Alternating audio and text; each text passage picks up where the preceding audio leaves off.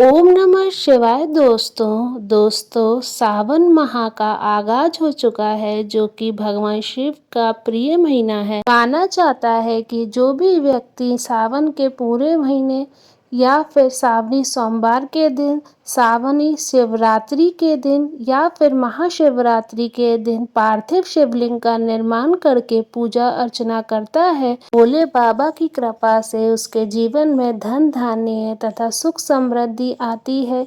कई जन्मों के पाप नष्ट हो जाते हैं तथा अकाल मृत्यु का भय भी समाप्त हो जाता है। दोस्तों आइए जानते हैं सावन में पार्थिव शिवलिंग कैसे बनाएं, कौन सी मिट्टी का प्रयोग करें, पूजा विधि और पार्थिव शिवलिंग का विसर्जन कैसे करें। यदि आपको वीडियो अच्छा लगे तो कमेंट में हर हर महादेव लिखना ना भूलें। दोस्तों पार्थिव शिवलिंग का निर्माण करने के लिए किसी भी पवित्र स्थान की मिट्टी ले लें, चाहे वो नदी हो, सरोवर हो या फिर कोई भी गमले की मिट्टी, लेकिन इस बात का ध्यान रखें कि वो गमला तुलसी मैया का ना हो। इसके बाद शुद्ध जल ले लें, हो सके तो उसमें गंगा जल मिला के उस मिट्टी का सिंचन करें। धीरे धीरे जल मिलाते हुए सबसे पहले पिंडी का निर्माण करें। जलहरी बनाने के लिए मिट्टी को थोड़ा गोल घुमा लें और फिर चपटा करें। एक साफ थाली में बेलपत्र रखें और जलहरी का निर्माण करें। आप अपनी सुविधा अनुसार छोटा या बड़ा शिवलिंग बना सकते हैं, लेकिन इस बात का ध्यान रखें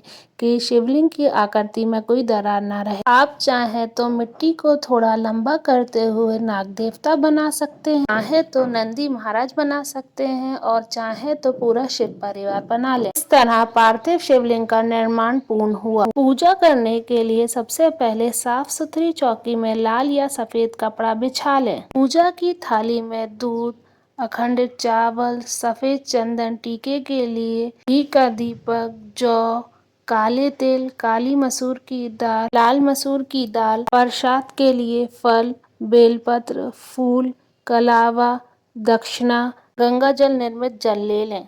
सर्वप्रथम तांबे या स्टील की प्लेट पर रखकर चौकी पर मूर्ति स्थापित करें। जलहरी का मुख उत्तर दिशा की तरफ रखें। गणेश भगवान का ध्यान करते हुए पूजा आरंभ करें। सबसे पहले शुद्ध जल भोलेनाथ, नाग देवता तथा नंदी महाराज को चढ़ाएं। इसके बाद दूध अर्पित करें, चाहे तो आप पंचामृत अभिषेक भी कर सकते हैं। एक बार फिर शुद्ध जल सभी को चढ़ाएं। अब भोलेनाथ को टिपुन लगाएं, साथ में सभी का तिलक करें। इसके बाद चावल, जौ, काले तिल, काले उड़द की दाल, लाल मसूर की दाल, लाल फूल या फिर पीला कनेर का फूल, जो कि भोलेनाथ को अत्यंत प्रिय है, नंदी महाराज सहित पूजा करें। बेलपत्र, दक्षिणा, प्रसाद तथा वस्त्र रूपी कलावा अर्पित करें। इसके बाद दीपक की पूजा करते हुए रोली चावल अर्पित करें और भगवान शिव की आरती करें। आरती को ठंडी करके पूजा में हुई भूल चूक के लिए माफी मांगे और अपनी मनोकामना की विनती करें।